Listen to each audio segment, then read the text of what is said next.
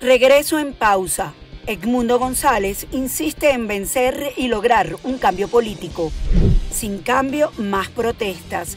Expertos anticipan escalada de tensiones en Venezuela.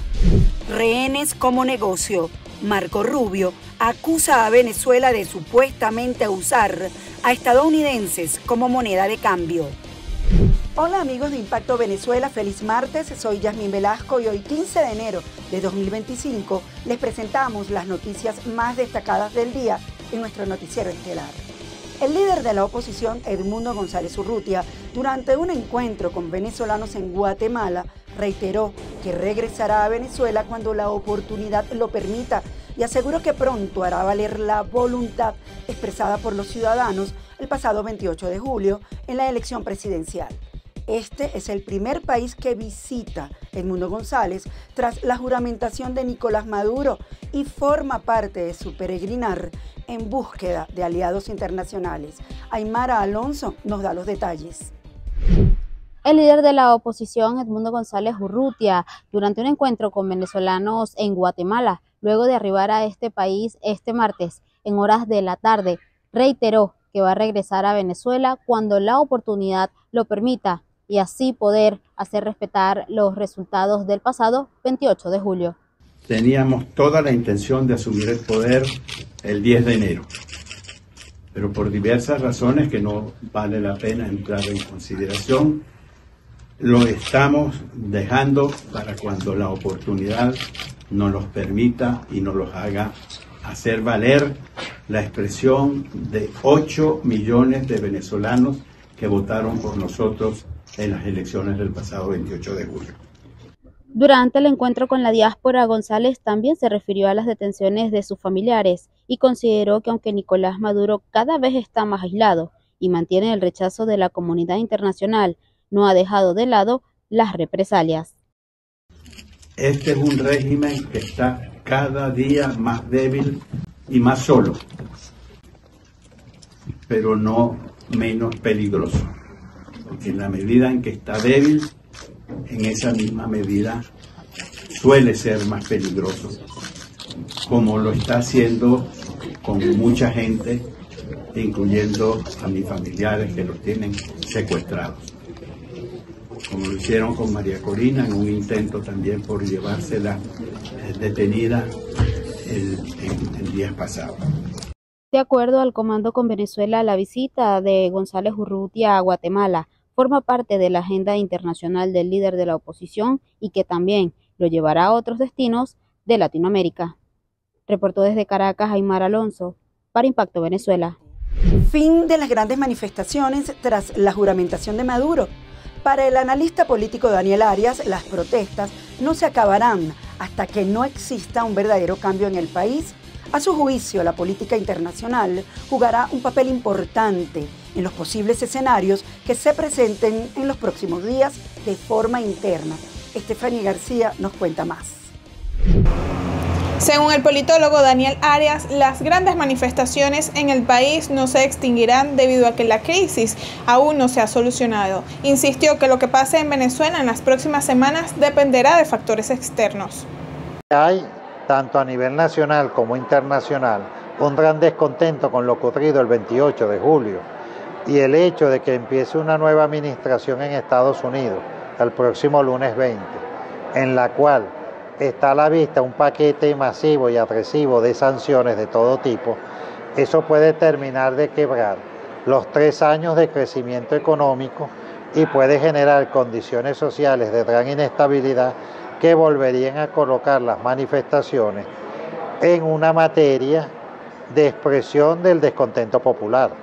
El especialista en política aseguró que la represión puede ser un factor utilizado por el Estado que afecte las protestas, lo que a su juicio generaría la reducción de la participación ciudadana en las venideras manifestaciones. La represión también tiene unos límites, ya que si la represión es continua y desmedida, puede terminar generando explosiones populares mucho mayores de las que quiere reprimir.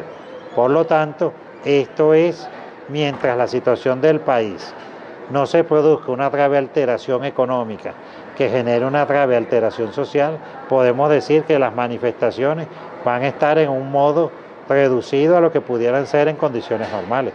El politólogo explicó que la oposición debe intentar movilizar a la población internamente para generar mayor presión, al mismo tiempo tratar de coordinar con la comunidad internacional para que genere el mismo efecto desde afuera. Deben mantener la calma y el ánimo, la esperanza de sus millones de seguidores. ¿Para qué? Para evitar caer tanto en persecuciones como para estar preparados ante la serie de situaciones que se pueden presentar en el país, producto de las políticas exteriores que se pueden producir en cualquier momento. Arias pronosticó que existe 80% de probabilidad que Venezuela entre en conflictividad con la venidera administración de Trump, debido a la alianza que mantiene el gobierno de Maduro con China, y aseveró que existirá un cambio interno promovido por el cambio político internacional. Reportó para ustedes Stephanie García, Impacto Venezuela. La producción petrolera venezolana cerró 2024 con cifras oficiales de 998.000 barriles diarios, mientras que la OPEP reportó 886.000 barriles diarios, reflejando una discrepancia de 112.000 barriles.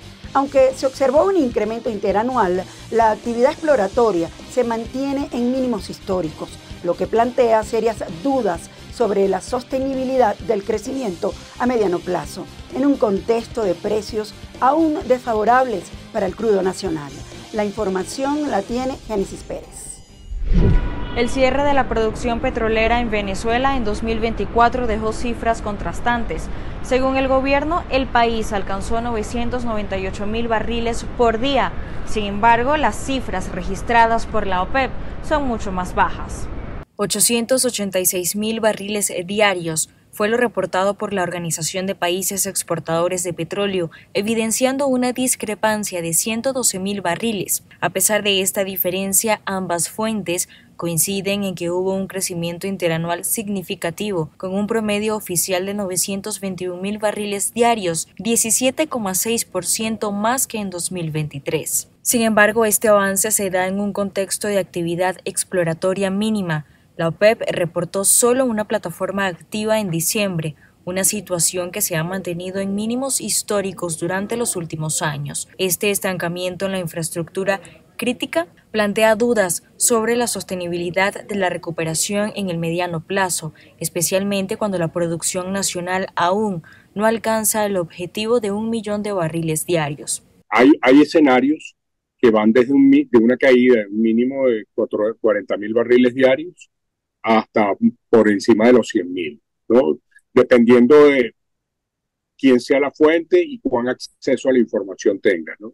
Entonces, lo que sí parece difícil es pensar en alcanzar ese millón. Además, el crudo venezolano enfrenta un desafío estructural en los mercados internacionales. El Merey 16, caracterizado por su alta densidad, es el petróleo de menor valor entre los miembros de la OPEP, cerrando 2024 con un precio promedio de $61,13 por barril, muy por debajo de los $73,07 de la cesta promedio de la organización. En resumen, mientras las cifras oficiales destacan una recuperación moderada, las limitaciones en exploración, el bajo valor del crudo nacional y la falta de inversiones estructurales hacen que el futuro de la industria petrolera venezolana siga siendo incierto. Vamos a conocer qué es noticia en materia internacional según lo que destacan portales en la web. Comenzamos como siempre con impactovenezuela.com, que titula lo siguiente: que la revoque de inmediato. La Unión Europea rechaza orden de reducción de diplomáticos en Venezuela. Mediante un comunicado, la Unión Europea lamentó profundamente la decisión de Venezuela de limitar la presencia de diplomáticos en las embajadas de Francia, Italia y Países Bajos y exigió al gobierno de Nicolás Maduro que se revoque de inmediato esta acción unilateral e inaceptable. El bloque afirmó que este gesto apenas sirve para profundizar el aislamiento internacional de Venezuela y socava las relaciones bilaterales con la Unión Europea y sus Estados miembros. Tarde o temprano se va a terminar el socialismo, se va a terminar ese modelo empobrecedor. Ánimo, queridos venezolanos, Milei lanza mensaje tras investidura de Maduro. El presidente de Argentina, Javier Milei, exaltó la valentía de los venezolanos que han salido a las calles para protestar contra lo que consideran un fraude perpetrado por el gobierno de Nicolás Maduro tras la posesión presidencial. También lanzó duras críticas hacia el modelo económico en Venezuela, donde dijo que tarde o temprano se va a terminar ese modelo socialista y empobrecedor. Marco Rubio aseguró que Venezuela detiene estadounidenses para usarlos para comerciar. Marco Rubio, nominado por el presidente electo Donald Trump como secretario de Estado, aseguró este miércoles que uno de los desafíos que enfrenta actualmente Estados Unidos es la detención de ciudadanos de ese país en otros países como Venezuela, Rusia, China e Irán, que luego son utilizados para negociar su liberación a cambio de beneficios futuros.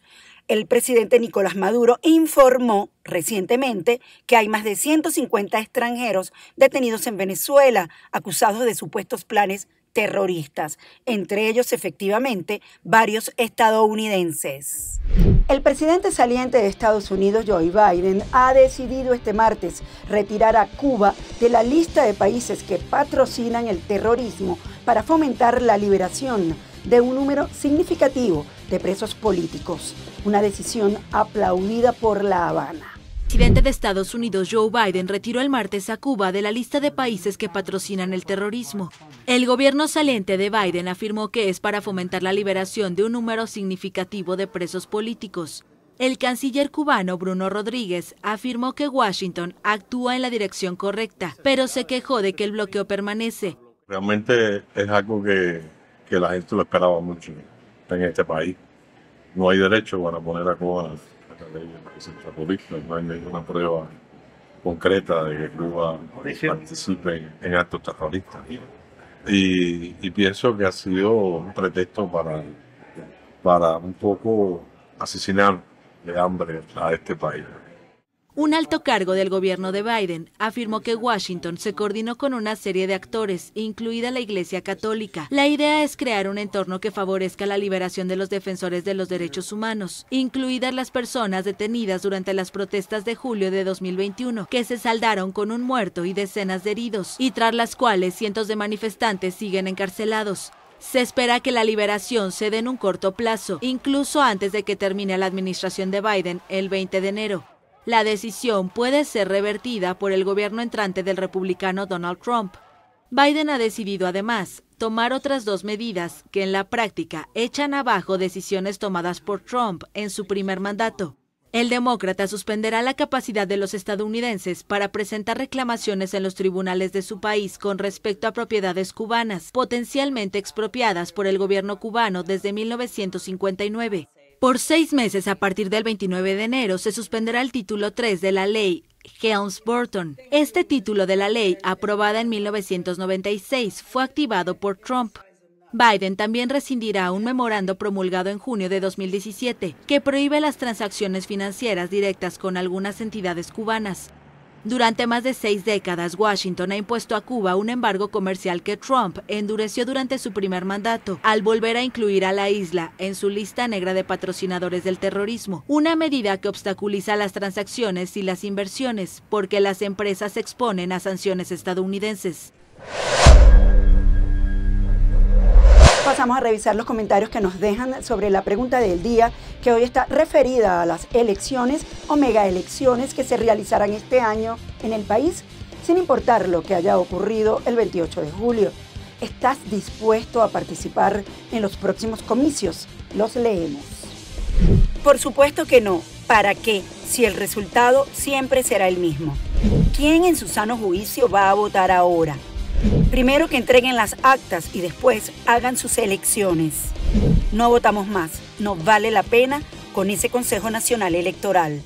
Amigos, gracias por acompañarnos en este recorrido informativo. Nos vemos mañana en una nueva emisión estelar de Impacto Venezuela. Y como siempre, les recuerdo seguirnos en nuestras redes sociales y canal de YouTube.